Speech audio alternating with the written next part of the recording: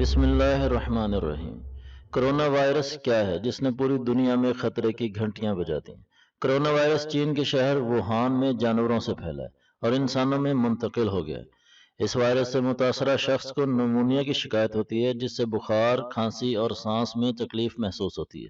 کیونکہ یہ viral pneumonia ہوتا ہے، اس لیے عام اینٹی بائیوٹک سے اس کا علاج ممکن نہیں ہے، اور 2 ہفتے تک یہ وائرس کسی ٹیسٹ میں بھی نہیں آتا اور مریض کو پتہ نہیں چلتا کہ وہ اس جان لیوا وائرس کا شکار ہو چکا ہے۔ لیکن اس دورانیے میں بھی یہ وائرس ایک انسان سے دوسرے انسان میں منتقل ہونے کی صلاحیت رکھتا ہے، اور یہی وجہ ہے کہ اس کے پھیلنے کا اندیشہ بہت زیادہ ہے۔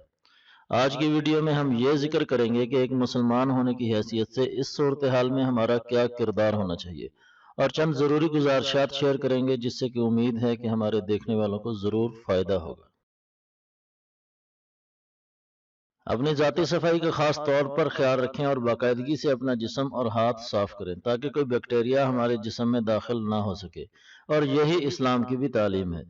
یونیورسٹی آف ہیلتھ سائنسز کے وائس چانسلر جناب پروفیسر جاوید اکرم نے اپنے ایک انٹرویو میں کہا ہے کہ کرونا وائرس کا کوئی علاج نہیں ہے، صرف احتیاطی تدابیر ہیں، جن میں 5 وقت وضو کرنا سب سے بہترین احتیاطی تدبیر ہے۔ اس کے علاوہ جیسا کہ اسلام ہمیں سکھاتا ہے کہ جب چھینک آئے، جمائی آئے یا کھانسی آئے تو اپنے منہ کو ضرور ڈھانپے تاکہ کسی متاثرہ شخص سے کوئی بھی بیماری آپ کی طرف منتقل نہ ہو سکے۔ ہجوم والی جگہوں پر جانے سے پرہیز کریں۔ صحیح مسلم میں ہے کہ آپ صلی اللہ علیہ وسلم نے ایک بیمار آدمی کو اپنے گھر سے نکلنے سے منع فرمایا تھا۔ یہ اس لیے تھا کہ ایک شخص کی بیماری دوسرے لوگوں تک نہ پھیل سکے۔ اگر آپ بیمار ہیں تو اسلام آپ کو جمعہ کی نماز پر جانے سے بھی رخصت فراہم کرتا ہے، جیسا کہ امام نووی نے اپنی کتاب روضۃ الطالبین میں ذکر کیا ہے۔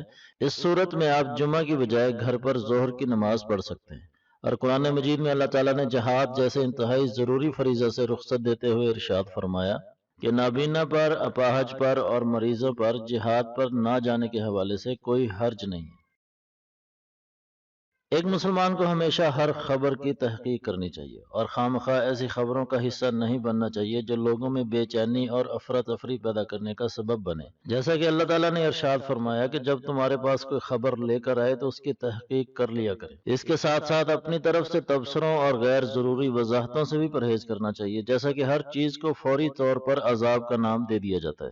ہمیں اللہ نے جو حکم دیا ہے وہ یہ ہے کہ ایسے موقع پر اس سے دعا کریں اور اس کی ذات پر بھروسہ رکھیں، اور اپنی طرف سے حد الوسع دوسروں کی مدد کرنے کی کوشش کریں۔